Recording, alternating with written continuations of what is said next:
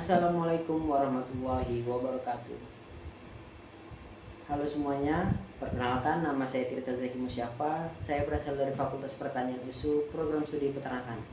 Nah, pada video kali ini saya akan membuat sebuah tugas video mengenai hasil wawancara saya dengan salah seorang manajer di PT Karya Semangat Mandiri. Sebelum kita masuk kepada inti dari hasil review wawancara saya, mari sama-sama kita kenali dulu latar belakang PT Karya Semangat Mandiri ini. Sebelum itu mari sama-sama kita kenali dulu mengenai latar belakang dari PT Karya Semangat Mandiri. Nah, PT Karya Semangat Mandiri atau KSM merupakan perusahaan peternakan ayam broiler yang berkembang di wilayah Sumatera.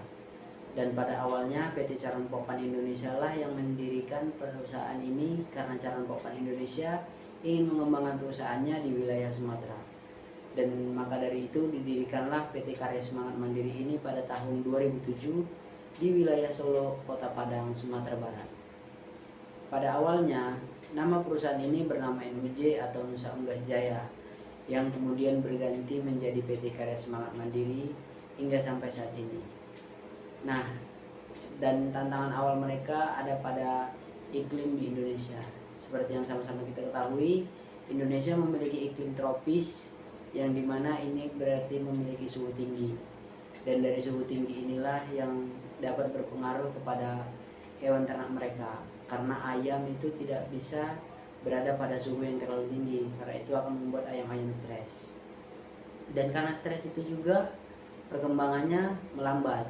Maka dari itu perusahaan ini mengadopsi teknologi kandang close house yang dimana ini sangat membantu dalam menangani iklim yang ada di Indonesia. Dan untuk unit yang kemarin saya kunjungi yang berada di Kabupaten Deli Serdang, Kecamatan Tanjung Merawa, Desa Dalu 10A, mereka memiliki populasi ayam sekitar 176.000 ekor yang terdiri dari 7 kandang. Dan perusahaan ini juga menerapkan sistem kemitraan inti plasma dengan para peternak, yang dimana hal ini dapat membantu para peternak kecil dan peternak-peternak yang memiliki keterbatasan pada wawasan, lahan, dan juga modal untuk dapat berkembang dan maju. Untuk dapat bekerja sama, langkah awal yaitu ada pada pembangunan kandang, dan juga harus ada listrik, air, dan akses masuknya minimal roda 6 dapat masuk. Untuk produk dan hasil olahan dari perusahaan ini ada pada ayam hidup. Dan pemasaran dari perusahaan ini berfokus pada 40% kepada rumah potong hewan dan 60% ada pada pasar becek. Selanjutnya untuk tenaga kerjanya, mereka memiliki 5 orang karyawan permanen dan 15 orang karyawan outsourcing. Dan untuk kesejahteraan hewan, mereka menjaga kepadatan di setiap kandangnya. Dan selanjutnya kita akan masuk kepada review hasil wawancara saya dengan salah seorang manajer di PT Karya Semangat Mandiri. Nah, selanjutnya saya akan mereview hasil wawancara saya terhadap salah seorang manajer di PT Karya Semangat Mandiri ini.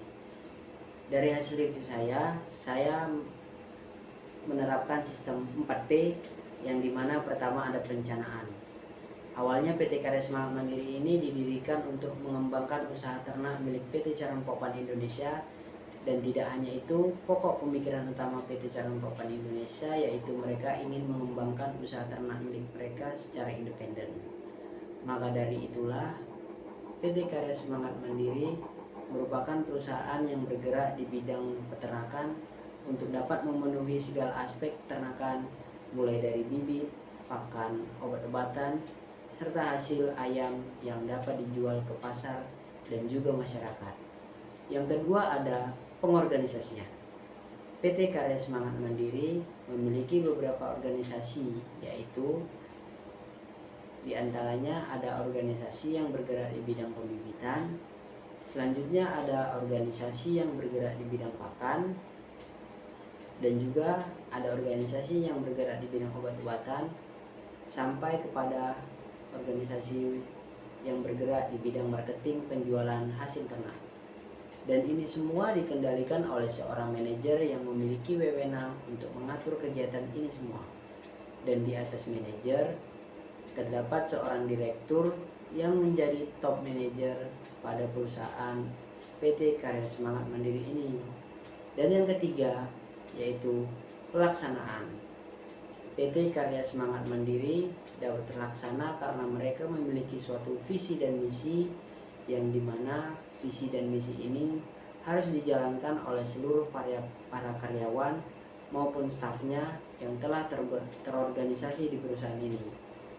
Adapun kegiatan pemberian pakannya, mereka menggunakan sistem DOC otomatis, yang dimana hal ini melakukan pemberian pakan dan pengaturan lingkungan secara otomatis untuk mengurangi tenaga kerja manual.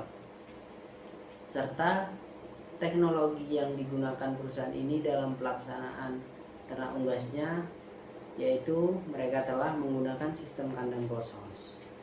Dan yang keempat ada pengontrolan. Dalam upaya pengontrolan ini, perusahaan ini telah menggunakan teknologi-teknologi modern seperti contohnya yang tadi telah diterangkan, yaitu sistem kandang closed house, di mana sistem ini sangat membantu dalam menangani iklim cuaca yang ada di Indonesia, dan juga DOC otomatis yang dapat memudahkan para pekerja untuk memberi pakan secara otomatis dan tidak terlambat. Tetapi dari sistem-sistem teknologi ini bukan berarti ingin membuat para pekerjanya atau para karyawannya tidak bekerja sama sekali. Namun karyawan-karyawan tersebut juga harus selalu mengontrol sistem-sistem ini, karena ya seperti yang sama-sama kita ketahui, sebuah penemuan yang